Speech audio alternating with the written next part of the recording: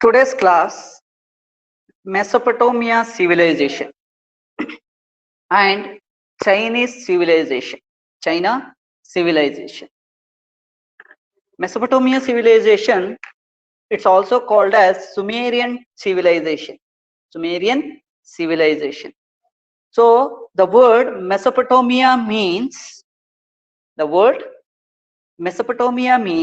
land between two rivers. Land between two rivers. So which are all the two rivers? The two rivers are Tigris and Euphrates. Tigris and Euphrates. As usual, you know, we already learned about Egypt civilization. Now we are learning about Mesopotamia civilization.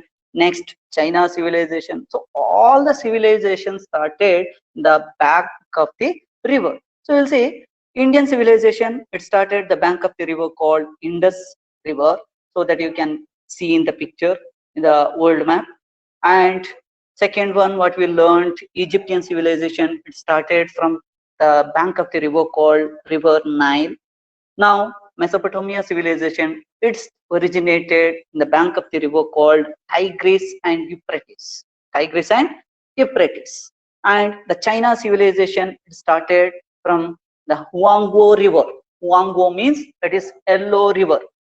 Huanghe, Sikiang, and Yangtze Kiang. Like that, three rivers. So like that, all the civilization, it started the bank of the river, in the bank of the rivers, that you can see in the world map.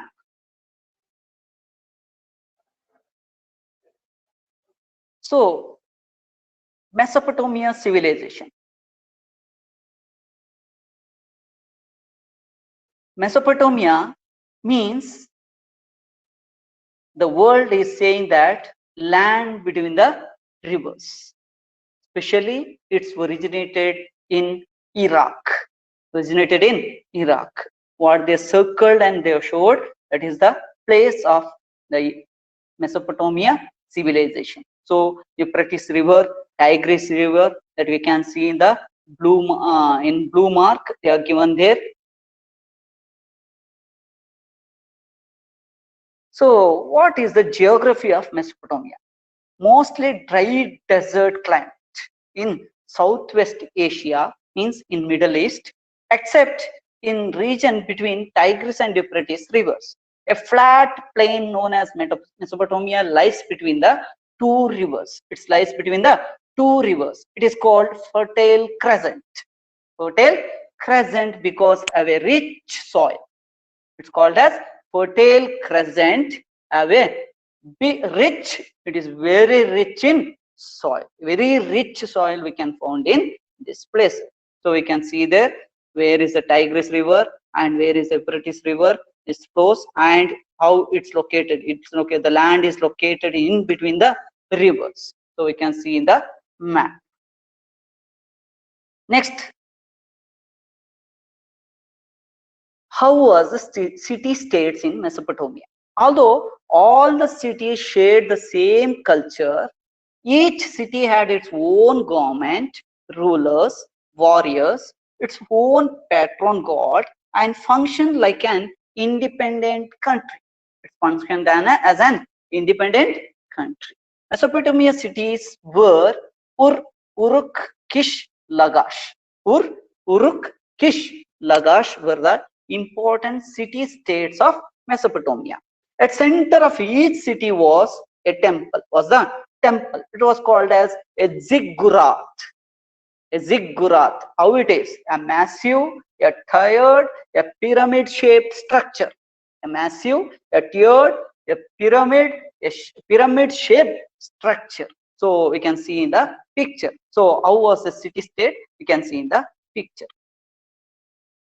So the ziggurat at Urs was first excavated by British archaeologist Woolley in 1923. Ziggurats located in the center of the city-state.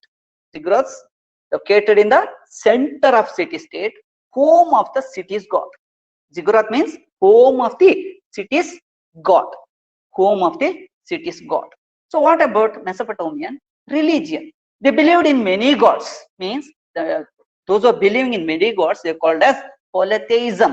It's called as polytheism. Mesopotamian warrior means god, gold, figurine. God, gold and figurine. So Madurak. So they're given the picture here, you see, that is called Marduk, that is the dragon god. This is the dragon god of Mesopotamia. So how was the society? So we can see the structure of the society of Mesopotamian civilization. So kings and nobility in blue color, priest in second stage, in third stage scribes, fourth stage craftsmen and peasants, and last stage was slaves. So how was the city? How they are classified? First of all, they classified priest and nobility, means kings. Priest and nobility equal to kings. B, craftsmen and merchants. Craftsmen and merchants. C, ordinary workers, means peasants, farmers. Last stage, slaves, they are not at all free citizens. They are not at all free citizens. Women had more rights than in many later civilization, but not allowed to attend schools. They are not at all allowing the girls to schools, so they could not read and write. Women could not read and write in Mesopotamian civilization. So, first empire in Mesopotamia. From 3000 BC to 2000 BC, the city-states began to war with each other. Sargon of Akkad, 2350 BC. He took control of the region, creating world's first empire. Sargon of Akkad. Sargon of Akkad, he was the world's first emperor when several peoples, nations, and previously independent states are placed under the control of one ruler. So, under Akkad, many of the people, they came under him. So, next, after Akkad, Babylonian Empire came to power. They overtook Sumerians around 2000 BC and they built capital called Babylon. It is near to Euphrates River. They built the capital called Babylon. The empire called Babylonian Empire. It's located near to the Euphrates River. So the most famous king of Babylonian Empire was Hammurabi. He ruled from 1792 BC to 1750 BC. 15 BC. Famous code of law. He was having a famous code of law. In his rule, he implemented that code of law. So, an eye for an eye. What was his punishment? What was his punishment? An eye for an eye. An eye for an eye and a tooth for a tooth. Kannige kannu, hallige hallu.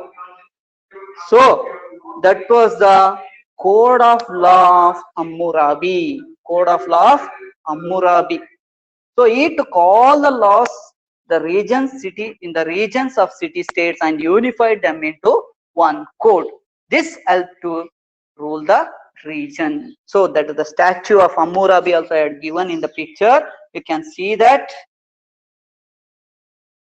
So, next, Mesopotamian culture. One of the first writing system, what they implemented, the writing system is called cuneiform. Cuneiform. So, Egypt civilization, hieroglyphics.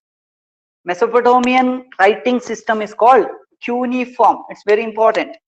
So, first epic they are written. Epic means how our Ramayana, Mahabharata, like story it is, like that. The first epic was Gilgamesh. What is the name of the epic? Gilgamesh. It is the oldest written story on earth. That was the first oldest story written on earth.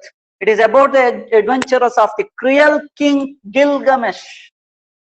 Cruel king, he was not a good administrator. He was a cruel king. Gilgamesh, he ruled from Uruk. It contains flood story that predates the Hebrew Old Testament of Noah by at least 2000 years. That story has written in the Hebrew language and it's there in the Old Testament of Noah almost 2000 years ago. It was written on secrets in cuneiform script in cuneiform script. So how was the cuneiform script? So you can see that development of cuneiform 3000 BC to 600 BC, meaning of pictograph. So what and all they used, you can zoom and can see there pictographs 3000 BC, what the symbol they were using while writing in cuneiform. That is wedge shaped writing. You can see what and all they were using the pictures to write to fish, bird, and bowl of food, stream of water, if and body of man, ear of barley, everything you can see in different periods. Next, what are all the contributions of Mesopotamia? What are all the contributions of Mesopotamia? What they given the contributions? What they discovered in that period? So they are discovered 12 months calendar, 12-month calendar, irrigation facilities, canal system, dams, legal system, laws, mathematics based on the basis of 60 measuring and surveying instruments, metal working, plows, the sailboat, wheel carts, writing means what we discussed, cuneiform.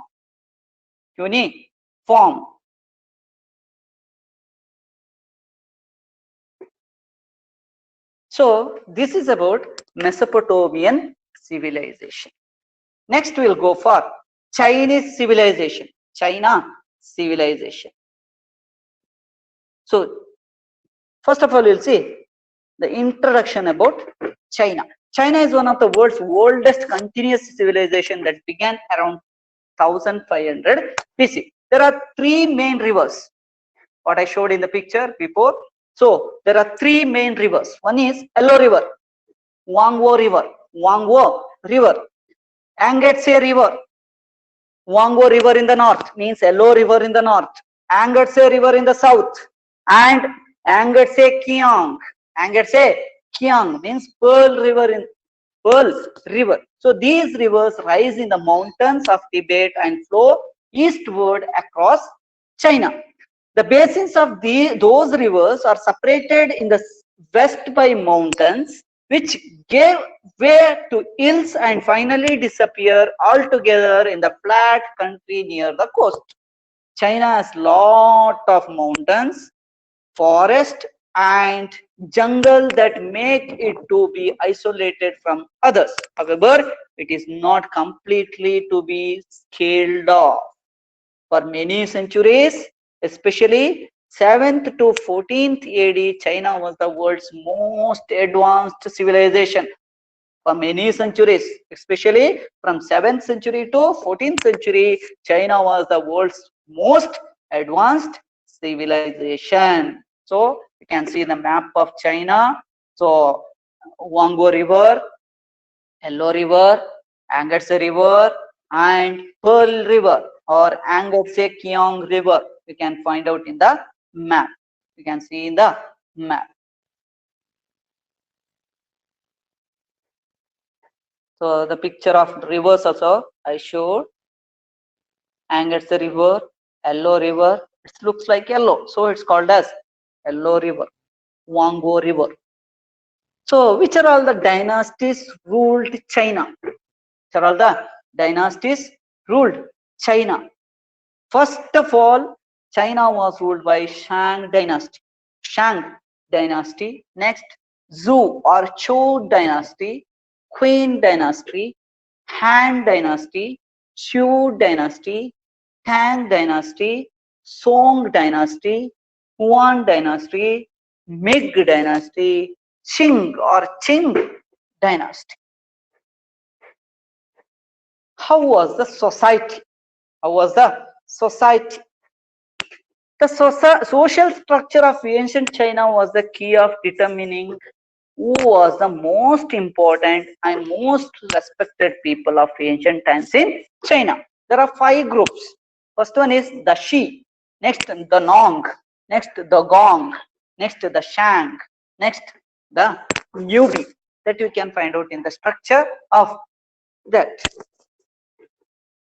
The king and his family were placed on the topmost level of the ancient Chinese social pyramid. He was the top level. He was the top level. She means the gently scholars. After king, gently scholars. Next, Nong means peasants, farmers. Gong means craftsmen and artisans. Shang, composed by traders and merchants. Last, Nubi means they are the slavers that consisted of slavers. So like that, first king, next scholars, next peasants, farmers, next stage was craftsmen and artisans, next stage was traders and merchants, last was slaves. Next, how was the religion? The Chinese were worshippers of nature. They worshipped the earth, the heaven, the sun, the moon, the stars, and the other aspects of nature. The earth god was named as Shi, and the god of crops is called as Qi. Means Qi and Qi. It is called Shang-Ti, another famous god of Chinese. Shang-Ti. Chinese worship their ancestors by organizing family feast. They were worshipping their ancestors also. They did not offer any prayer to help the dead. Rather, they believed that the dead would help the living. In the 6th century BC, drastic change came into the field of religion. The reformers like Lao Tse and Confucius emerged in China, who changed the religious outlook of the Chinese by their reforms. So, what was the agriculture? What contributions they are given in the agriculture, and how was the agricultural system was there in the civilization, Chinese civilization? Agriculture is a vital industry in China, employing over 300 million farmers. China ranks first in the worldwide farm output. Which are all the output? Rice, wheat, potatoes, tomato, tea, millet, cotton. So these are all the important crops of China. So domestication of animals. Dog were the first animals to be domesticated in ancient in China. Which one? Dog. After millet domestication, both pig and dog helped build the Angshu culture, one of the northern China's most important culture of early civilization of China. So what are all the contributions of China? What are all the Chinese contributions? If while hearing the name of China, first of all, it's coming to our mind the Great Wall of China, China the Mahagode. So the Great Wall of China is a series of stone and earthen fortifications in China, built, rebuilt and maintained. Built, rebuilt and maintained between 5th century to 16th century. 5th century BC to 16th century AD. Protect the northern borders of the Chinese Empire during the rule of successive dynasties. So several walls referred as the Great Wall of China were built since the 5th century BC.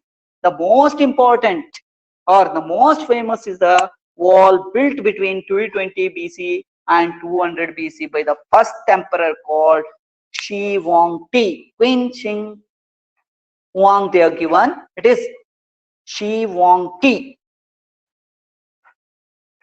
It was much further north than the central current wall, which was built during the Ming dynasty. Shi Huangdi was the founder of the Great Wall of China. Next, Chinese calendar. Next contribution. Chinese formulated a calendar in which a year consisted of 365 and half days. Now we are having 365 and quarter days.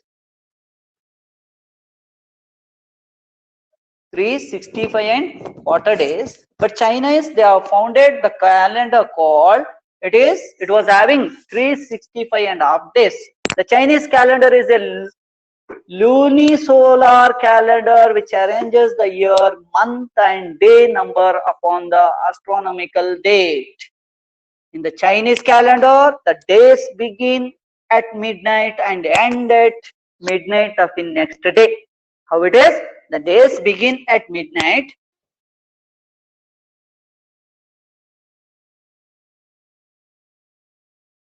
Ratri in the midnight, traditional activities in China and overseas Chinese communities. You can see the calendar. Next, their introduction, their discovery is horse-drawn chariot. Horse-drawn chariot. So what and all they discovered? You can see in the picture, they discovered bronze, they discovered the silk, words, ceramic, poem, weapon, bronze, astrology, coin, the Great Wall of China, paper, bronze, and different types of compass. And they were very good in terracotta. ಜೇಡಿಮಣ್ಣಿನಿಂದ ಮಾಡುವಂತದ್ದು, ಜೇಡಿಮಣ್ಣಿನಿಂದ ಮಾಡುವಂತಹ ಮೂರ್ತಿಗಳು ಯಾವುದದು, terracotta army. And they were having the good relationship between other countries. They were selling the product, like they are implemented. First they have discovered silk in China, so they are, on which route they are having the good relationship of that exporting the silk to other countries. That route was called the Silk Route. The Silk Route, red colored what they mentioned, that is called the Silk Route. So this is about the lesson called Mesopotamian civilization and Egyptian civilization.